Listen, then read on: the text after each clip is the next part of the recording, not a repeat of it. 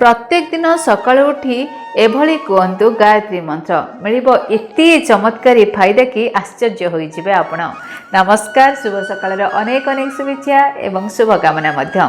दर्शक बंधु, आमर सनातन धर्म रे बहुत प्रकार श्लोक एवं मंत्र रही जार जप करने द्वारा मनीष को मुक्ति मिलता है। किंतु कौन आप जानी जे गायत्री मंत्र आमर पूर्व समय बहुत ही चमत्कारी मंत्र बोली कहुई।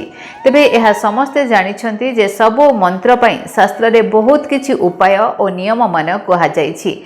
नियम अनुसार काम करिले मनीष को लाभ मिलता है। ताले आज आमे आपण मानकु कहिबाकु जाउछु केउ समय गायत्री मंत्र जप कले आपण को चमत्कारी लाभ मिलता है। तेबे आपण को किछि करिबार नाही, केवल सकाळे बिछणारे उठु उठु आपण को 8 थर गायत्री मंत्र जप करिबा उचित। किछि न करी आग मंत्र जप करंतु। गायत्री मंत्र आपण 108 थर मध्य करि परिबे, किंतु सकाळु उठु उठु आग निज पापुली को दर्शन करंतु। एहा परे गायत्री मंत्र जप करंतु। एहा परे घरु बाहरिबा आगरु 5 थर नचित 11 थर गायत्री मंत्र जप करंतु। तापरे घरु बाहरंतु, देखिबा आपनकर जीवन बदल जिवो।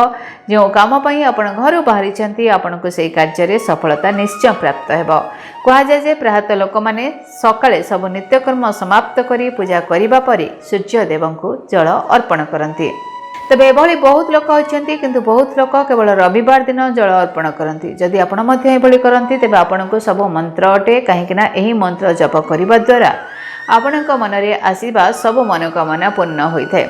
द्वितीय समय जेतेबेले आपण गायत्री मंत्र जप करिबा उचित ताहा हेउची द्विपहरर भोजन समय। आज्ञा हाँ, भोजन करिबा आगरु आपण को हाथ जोड़ी आखि बंद करी गायत्री मंत्र जप करिबा उचित। देखिबे खराब रु खराब खाद्य मध्य अमृत समान लागि थाए। एहा परे तृतीय मंत्र जप संध्यारे करिबा उचित, जेतेबेले आपण को घरे संध्या धूप दिया जाय थाए। एहा परे सोइबा बेले जदि आपण 11 थर गायत्री मंत्र जप करंती तेबे एहा बहुत ही शुभकारी अटे। तेणु दर्शक बंधु, प्रत्येक दिन आपण माने गायत्री मंत्र तो निश्चित भाव में जप करंतु, जहाद्वारा आपको अनेक किछि फायदा मिलिबो। धन्यवाद, नमस्कार। डीटीवी ओडिया देखिवा पई सब्सक्राइब करंतु एवं बेल आइकन को मध्य दबाई दियंतु।